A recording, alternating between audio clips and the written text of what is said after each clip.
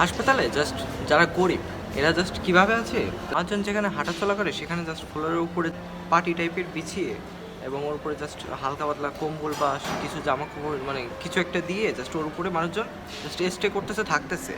আর doctor দিনে একবার আসবে, আপনার যদি এখন ইমার্জেন্সি থাকে তাও আপনার কিছু করার নেই, ডাক্তাররা যখন আসবে তখন শুধু চেক আপ করতে, এক্সট্রা মানে কোনো সুযোগ সুবিধা পাবেন না।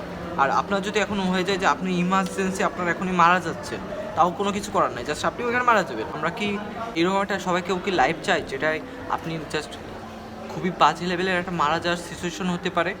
ভাবেন আমি জাস্ট ওইখান থেকে যাচ্ছি, আমি জাস্ট মানুষদের দেখতেছি এক একজন এক এক রকমের দেখতে, তারপরে ওদের মানে কালচার আলাদা, ধর্ম আলাদা, জাস্ট ওরা কী করতেছে। কিন্তু সব সিম্পল একটা জিনিস হলো সবাই গরিব, বৃদ্ধ হাজব্যান্ড ওয়াইফ।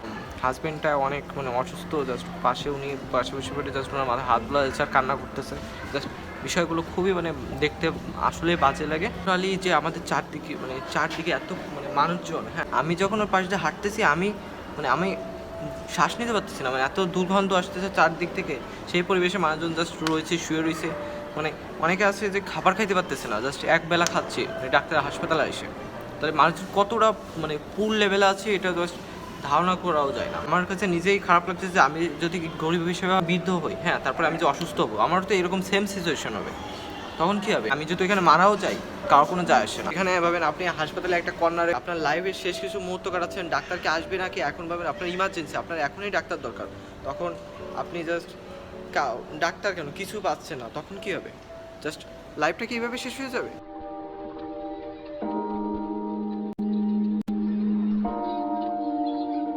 আপনি আপনার লাইফে কী চান এটা যদি জাস্ট সিম্পল কিছু কারণে ধরতে চান, তাহলে আপনার উচিত কি যেসব জায়গায় অনেক সরকারি হাসপাতাল আছে এসবে এসে আপনার এক্সপ্লোর করা যে চারদিকের পরিবেশ কেমন হচ্ছে। এখন আপনি যদি এখানে আসেন গ্যারান্টি আপনি জাস্ট রিয়েলাইজেশন করতে পারবেন যে আসলে আপনার পরিবেশটা কেমন। আমি জাস্ট হতবাক হয়ে গেছি ভাই, এখানে যে সিচুয়েশন চলতেছে চারদিকের পরিবেশ টোটালি মানে খুবই বাজে রকমের।